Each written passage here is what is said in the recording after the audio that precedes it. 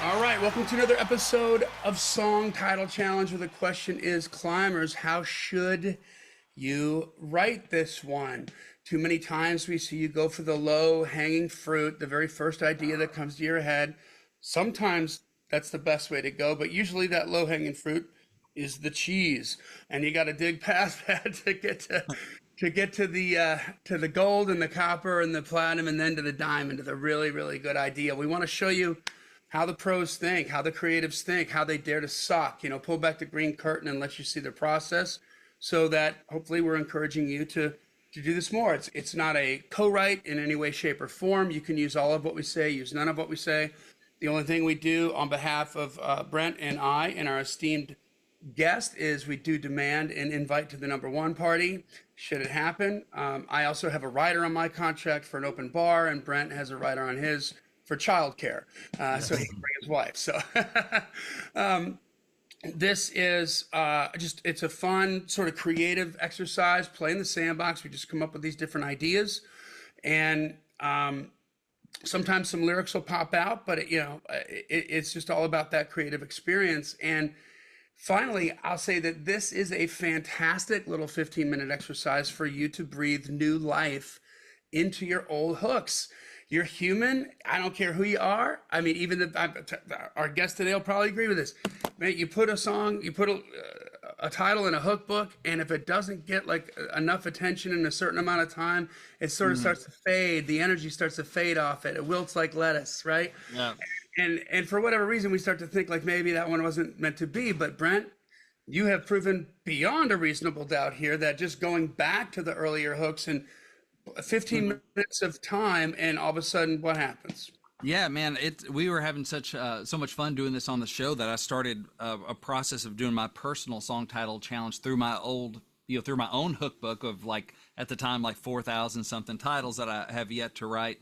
And so systematically going through them, and there's one from, I don't know, 1,000, 2,000 titles ago or something that, I've, through the years, whatever, is like figured out how to write it now. And so it didn't get forgotten because I went back to it for my song title challenge. I took it to some great co-writers, got it cut. It ended up being on a Grammy nominated record. So yeah, it's worth mining those old hooks and putting some time into them, because you might just figure them out. Because you know what? You're a different person years later. You have different experiences, different artists are out there. You've grown. And so those titles just might be growing too, and you just don't know it. There you go. So, and I can't wait. Introduce our guest. Yes. Today's guest is the son of a steel salesman. He was also a part-time musician. He learned to play piano as a youngster in Atlanta, but put music aside when he attended Oglethorpe University. After graduating with his MBA from Georgia State University in 1977, he sold advertising in his hometown. But still drawn to music, he quit his job at age 27 and relocated to Nashville 2 years later. After 4 years of futility in Music City, that's what his bio says, I'm not saying that, he and his wife moved to Dallas, where they raised a family, and he enjoyed a successful 13-year career in commercial real estate. In 1993, at a songwriting seminar in Austin, our guest played a song called Little Rock for producer Paul Worley. The following year, the song was a country hit for Colin Ray and nominated for CMA Song of the Year. I was just about living in Little Rock at that time. 3 years later, our guest and his family moved back to Nashville, and more hits followed. The Gift by Colin Ray with Jim Brickman and Susan Ashton earned a 1998 Dove Award for Pop Contemporary Song of the Year. I Run to You by Lady A earned the 2009 CMA Single of the Year. The House That Built Me by Miranda Lambert earned the 2010 NSAI Song of the Year and 2010 CMA Song of the Year, and the 2011 ACM Song and Single of the Year. Other songs include Love's the Only House by Martina McBride, Hello World by Lady A, and the Tim McGraw hits Grown Men Don't Cry, My Little Girl, Let It Go, Southern Voice, and Meanwhile Back at Mama's. Tom Douglas, welcome to The Climb. Welcome. Hello. Yes. That's like 3% of the accolades. That's all we can afford. Good little start. It's only about a 30-minute show. You're very kind. Thank you. Thank you.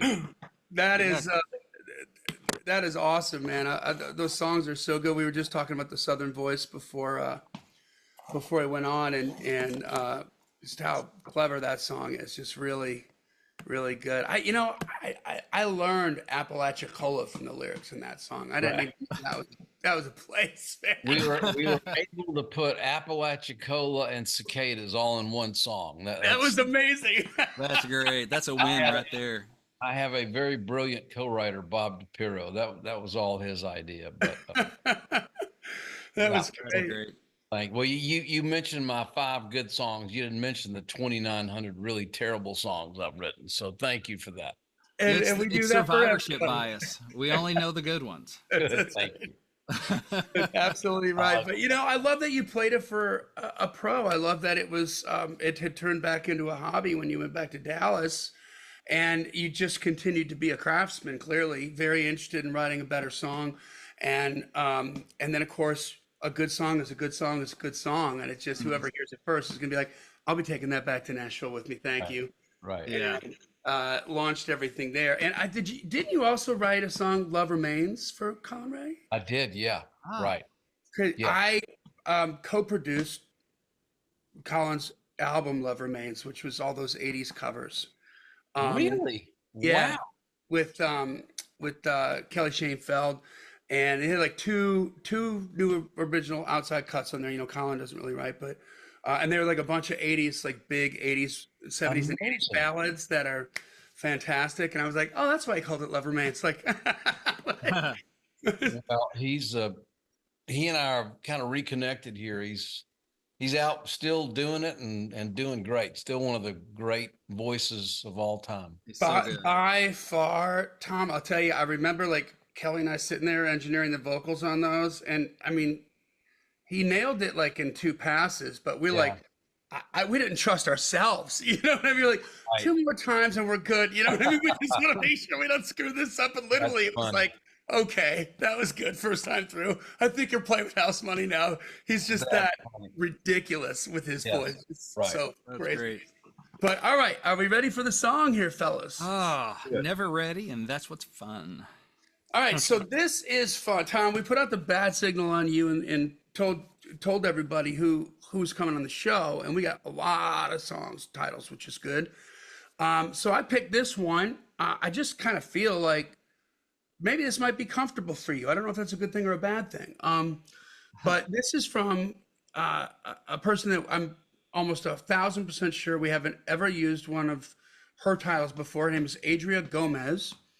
Adrian or Adria? Adria Gomez, which makes me Adria. believe that's a girl, I believe, Adria Gomez. And the song is called Sweet Southern Promise. Oh, okay. Sweet Southern Promise. I like the alliteration in that. I think, I also think it's pretty broad. And usually when we have something like that, at least on this show, we get a lot of different really good looks at it that are very, very different lanes, on what Yeah. that could mean. Yeah. So, I like I like that. It looks good on paper. Uh-huh. yeah, it some- kind of gets the wheels spinning a little bit. Yeah, it does. It's since we all love words, it is interesting how some words are evocative of, well, they talk about sense-bound writing, when it comes to lyrics, where your Yeah.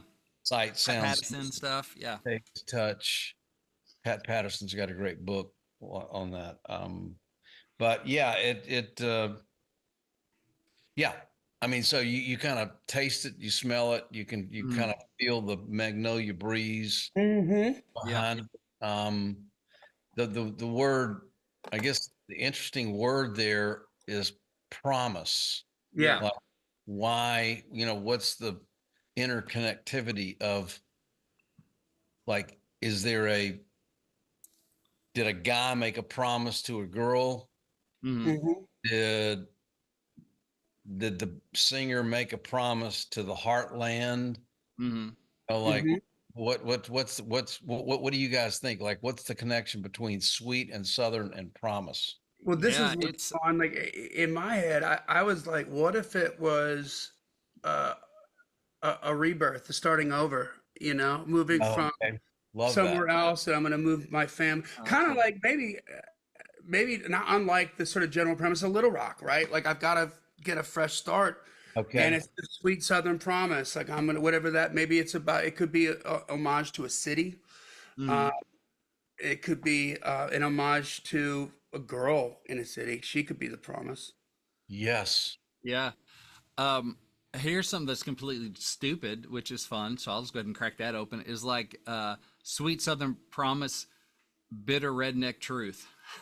It's like it's kind of Yeah. like God made the country, devil made the small town kind of thing. It looks one way from the outside, but then if you pull the lid up a little bit, and I'm a Southern boy. I'm from Arkansas. I love our part of the country, but that is thinking like, okay, what's the opposite of kind of each one of those words, and to Well, see what and that speaking of does. Arkansas, one of my clients is in Arkansas, Hmm. very, very wealthy, right? And that's what you just said right there is like any street in Arkansas, right? Because you go past out in the country, like all these like broke Yeah, down wides and all this stuff, and then you come on this like $1 million property yeah, across the Sorry. street, like a really old Um, grave. yeah. Brent, repeat what you said. God made the country, the devil made the small town. Yeah, which I've heard somewhere before, so I don't know, I don't remember who wrote that, but I wish I did. What was But I've the heard that thing you somewhere. said before that? The bitter. Oh, yeah, it was like Sweet Southern Promise and Bitter Redneck Truth. That's so like as a long phrase as the kicker there, and I don't know what that means exactly, which is why we play the game. But it could be someone going to the south with visions of sweet tea and whatever, and they find moonshine or whatever. I don't know. I also think, man, the girl that makes a promise is a sweet Southern promise because she has that drawl and she has that you know. So I'm going back to her because there's a sweet Southern promise on her lips, or the sweet Southern promise of home. Like when you start seeing the telltale signs that you're getting back in your neck of the woods. Yeah. And whether it's, you mentioned the magnolia breeze and that sort of thing, like, oh, that first scent of that, and some other things that are maybe sweet, stop at the roadside diner on the way and get the sweet tea. And you're like, man, that sweet Southern promise of home, like I'm getting closer to it. Could be a thing. Oh, I like Uh, that. I just saw on that springboarding off of that, the Netflix just dropped a new movie yesterday mhm. called The Judge with Oh, Downey Jr. and, Yeah, with, oh yeah, Robert Downey Jr. and Robert Duvall, right? yeah, Robert Duvall. Great Wow. movie, and it's not the South, but he basically he's a high priced lawyer in Chicago, and he comes home because his mom died, and it's a really really small town in southern Indiana, not the Mm, South, but it's that thing that you're talking rural. about. Like he's Yeah, getting back to the root, and yeah, it could be a really great kind of story about that where you're just where you have to get away and then you come back and you realize how good that feels, and how well yeah, it fits, and everything, like you said, the smell, the fit, the nothing changes. That's one of the lines mm. when he first drives back into town. He's like, nothing changes in this town, and Yeah, he's sarcastic, and then at the end, of course, he's like, he's missing it. yeah.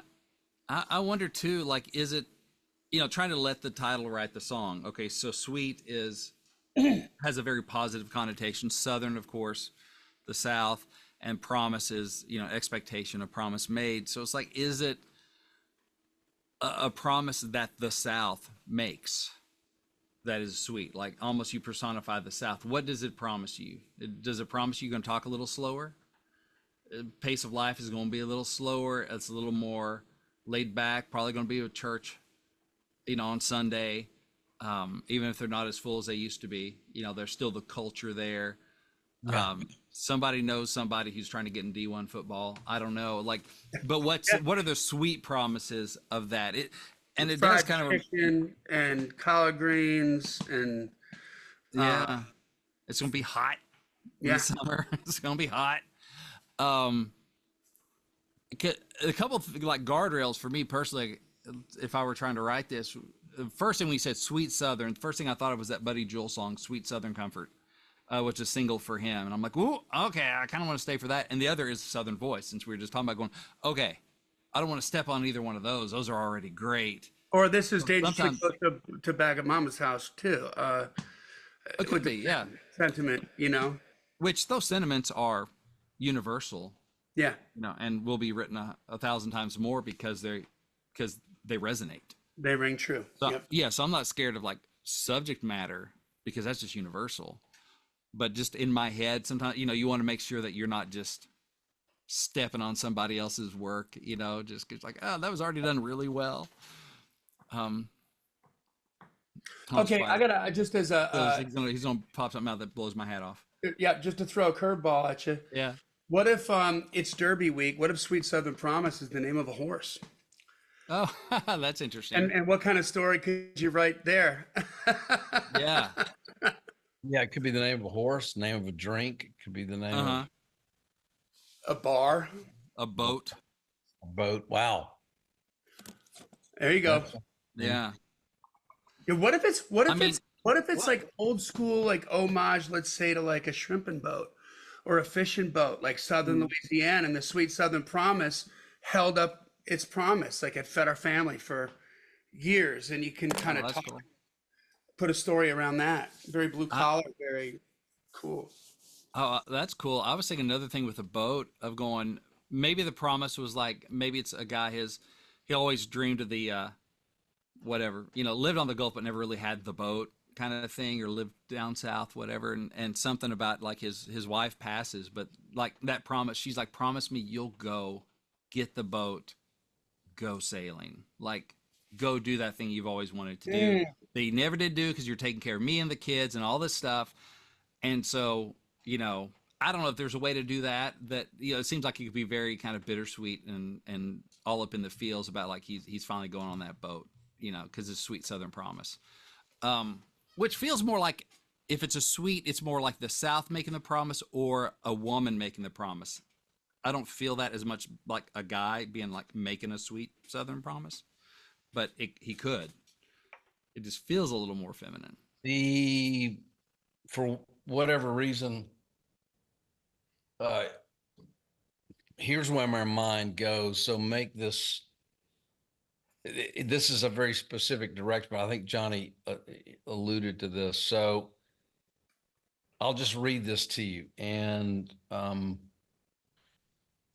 again, make it better or start over. But at least it's a specific direction. So I've been in the land of broken dreams, and I'm coming home. I'm coming back home, but it's too late to see Mama. I'm caught between the cold, hard truth and a sweet Southern promise. Oh, that's cool. I like that mamas and promise rhyme too. That's nice. Yeah, yeah. Yeah. Vulgar So it's display of prowess there. yeah. You know what else kind of comes to mind? So Do he's you trying to go remember- home. He's trying to get back to, but they say And you what, can what go if home, but- what if His it's the mother's gone. juxtaposition of the two? Like, he's trying to come home, but he can't because he's here now. It's like, what if it's the sort of the same maybe direction or theme of? Do you remember that Neil? It's one of my favorite Neil Diamond songs. I Am, I Said. You know. I've heard it. LA's fine, but it ain't home. New York's home, but it ain't mine no more. Yeah. And he's just like, he's longing for the past, but this is where he's at now. And he's kind of coming to terms with that. That's a deeper song, but whew, that could be really good. And that Sweet Southern Promise could be that. Yeah, I like the advantage and what we're, I think, always trying to find that we have to create is conflict. Conflict is a real asset in a song. If you have that, then you have something to resolve. And I think listeners that we listen to songs and stories, that's really what we're trying to identify with, is the conflict. That's the universal experience. It's not something great and lofty and a lot of times fun, but it's the heartache and the conflict. That's what draws us in. That's why I like, yeah, I mean, it could be a guy overseas. It could be a soldier. It's his, or it could be just a guy that's, you know, the prodigal. The guy got lost out there somewhere, and he just got the news that his mother's died. And he was going to come home. He didn't get to see her, and he promised his mother's going to come home. Mm-hmm. Now he's got the news, and he's going to break that sweet Southern promise. He's going to break her. His heart is breaking, and he's going to break that sweet Southern promise. Oof, that's good, right I there. don't know. That's pretty heavy. I don't know that's right, but it's just That that's might be that. Well, I think maybe you got the game ball right now. Let's see if we can't beat it. Yeah. Like that. That's good. What if? Well, okay. What if he's I just bouncing off of what you said, Tom, with the soldier thing. What if he's like a sniper, right? And he's like some sort of famous soldier, not like a well-known Mm-hmm. tool, and they have a nickname for him, and it's Sweet Southern Promise. You know Wow. that because he's from the South, and it's always the Mhm. promise he's going to hit the target. And what Oh, could you do with that? that's interesting. I was thinking too, like, is it the promise from his girl that she's basically going to wait for him to get back, and he's going to see if that sweet Southern promise is true or not. If it comes to fruition, is it yeah. really real?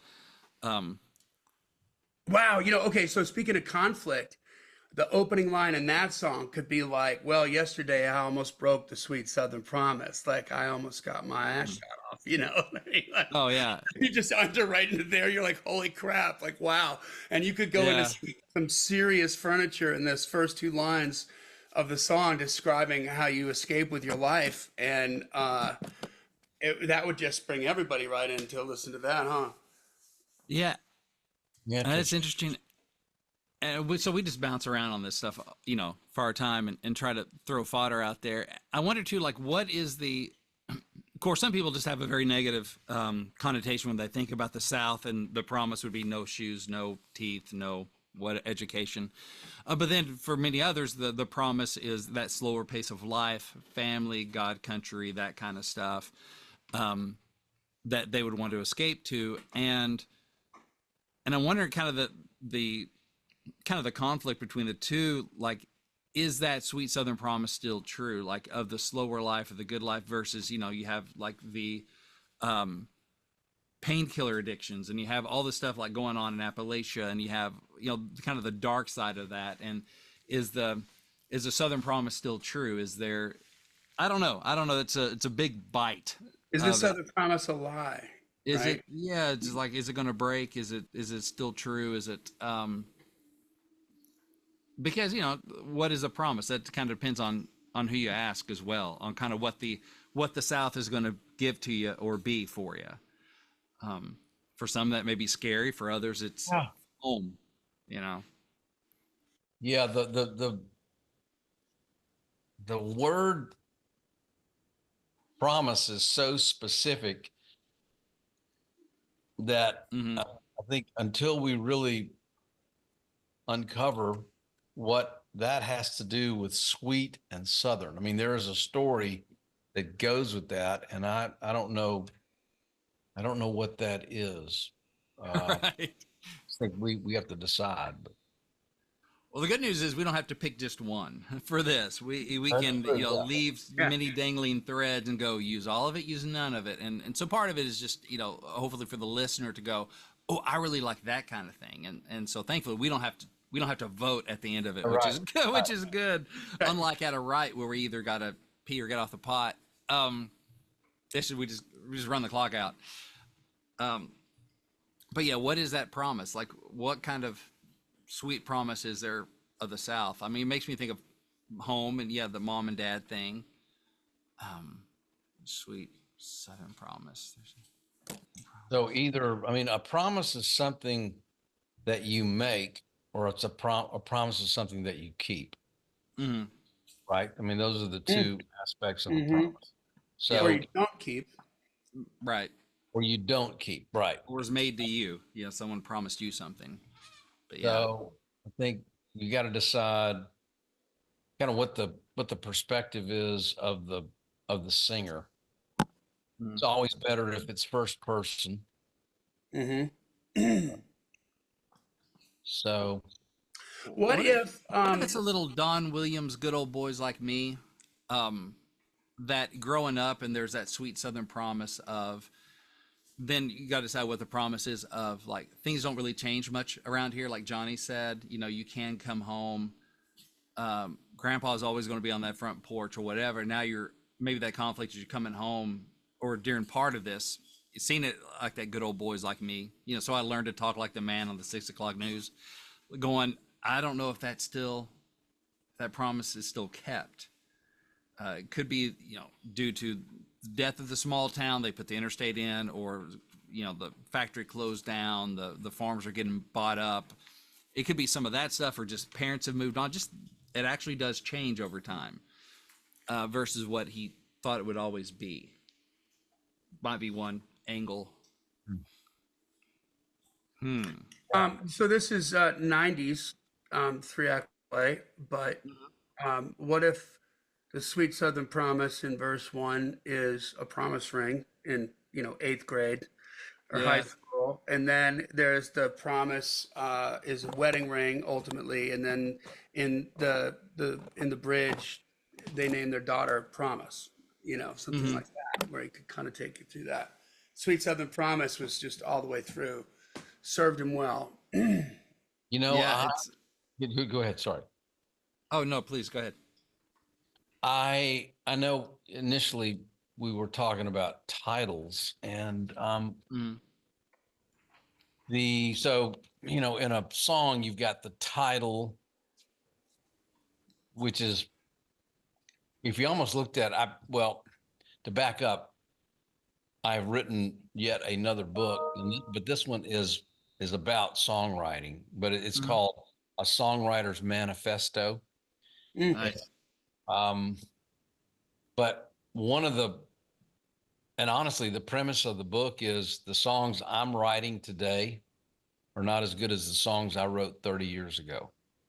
And the songs that you are writing today, quintessential universal you, are not as good as the songs of 30, 40, and 50 years ago. And I do, so that's kind of the provocative premise. I do have a prescription, which I offer in the book, but one of the aspects that got me interested is, so you've got the intent of the writer, or kind of the intent of the idea, then you've got the idea, then you've got the title.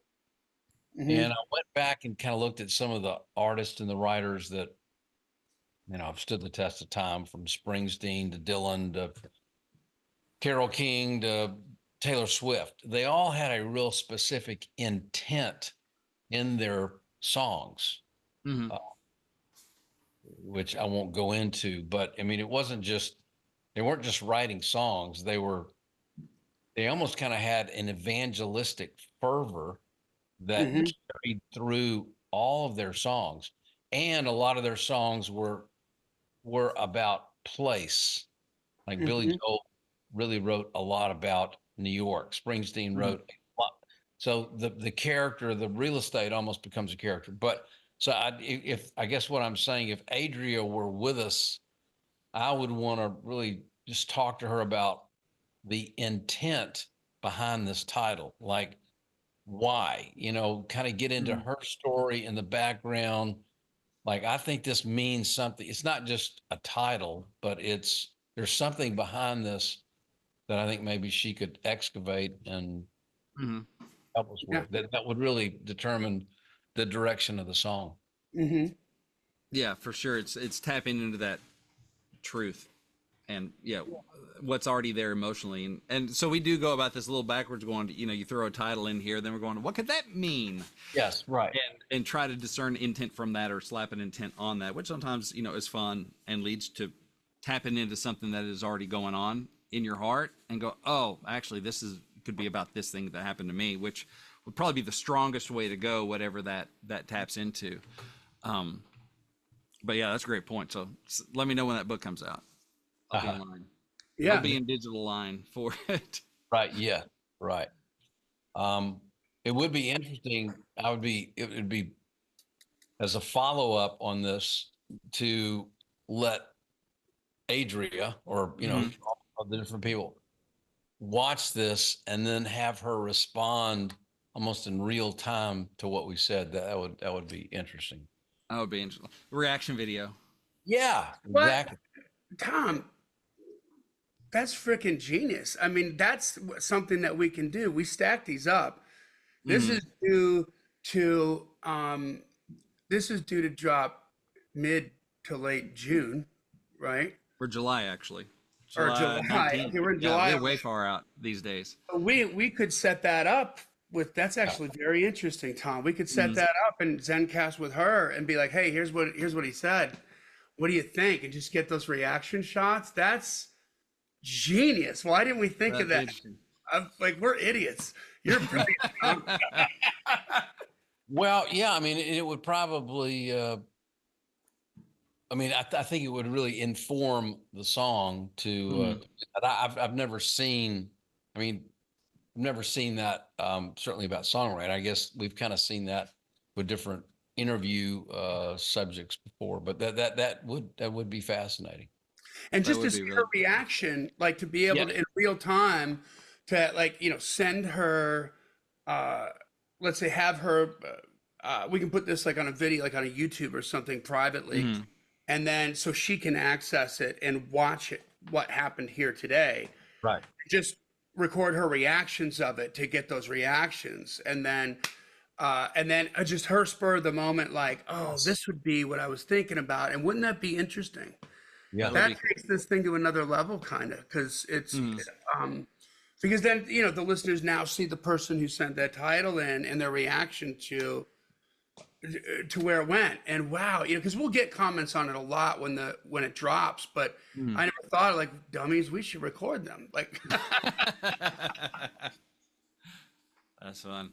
that'd be great. Well, you guys, we have a lot of good looks at this. I mean, this was all fun. over the place on this one. And they're like, I don't feel like there was a weak one in the bunch, really. Like you could ride any one of those horses and make it work. Really cool title. Like really great title. Yeah. Yeah, it's a really cool title. And the other thing would be, it's about a moonshine called Sweet Southern Promise, and it's promised that you'll go blind. That's the other thing. Party in a field, bonfire, tailgates, going blind. That's it. We had to say it. It's contractually. Yeah, they attach it to the moonshine, but it's just because he got so drunk he fell in the bonfire and burned his eyes. Exactly. That's a different story. Wow. Okay. It went a little dark there at the end, Tom. A little bit. So hey, Tom, where can our listeners connect with you? What can we plug for you, man? Like, thank you so much for taking your valuable time to do this. This is really great. No, I am going to try to get this book out. So I've got lots of books. I'm trying to figure out how to get them out. I am investigating there are all these cool platforms, Substack. Mm-hmm. You familiar with Substack? Oh yeah. Is that something that's in the conversation with guys your age? It's in the conversation, I think, specifically right now. I mean, or at least I'll give you just my experience with it. It's very much like, it seems to be where the quality journalism is going these days, because nobody on either side of the aisle can get anything accomplished in mainstream media. But I don't know about it from a book. Oddly enough, like we're a digital marketing company. That's what I've kind of morphed into, Tom. And we're working with our first author right now with, I'll bet you probably heard of this. Do you remember the West Memphis 3 murder case down there? So it would have been like 93, 94. 93, yeah. And they, one of our clients right now is just released a book, and he was one of the defense attorneys on that trial, and the only one that stuck with the kids like all the way through, working pro bono the second half of the journey to get him out. And they had a 10-year sort of net where if they screwed up, they would have to go back to prison. And he waited until after that was done to put the book out. I mean, that's where he kind of came from. But I'm learning a lot about books. So it's interesting. But, Goodreads is another place too that's like a really big book Okay. kind of a thing. But I guess what I don't know about Substack is maybe if it's a songwriter hang or not, Well, I mean, it would be. I thought,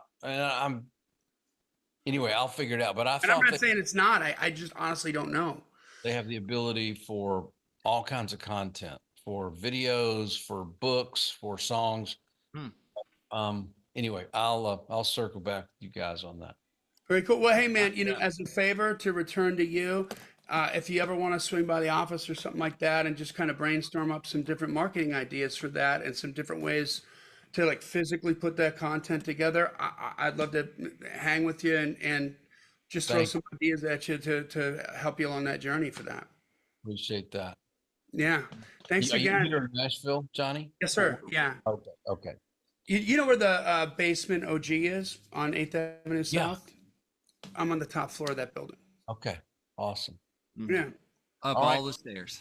Okay. Stop in anytime. Tom, thank you so much for saying yes. Man, Yes, what a thank pleasure, guys. This is Adria gets the golden ticket right there with that title just jumped out of me. I probably read, I'm not even kidding, like 50 titles that were brand new that came in because we said that we were going to talk to Tom, and I was like, that one just hit me. Like, I'm like, Great. I love it. we were. So thank you again, guys. That takes us to the end of another song title challenge. Send your titles in to info@daredevilproduction.com. Production is singular. There is no S. info@daredevilproduction.com. Please put STC or song title challenge in the subject line so that I know what folder to put it into and it doesn't go into the trash. And who knows, you might be able to get a legend like Tom here to hash out your song, get his brain working on your title. All right. This podcast exists because we want you to win. So keep on climbing. And we'll see you at the top.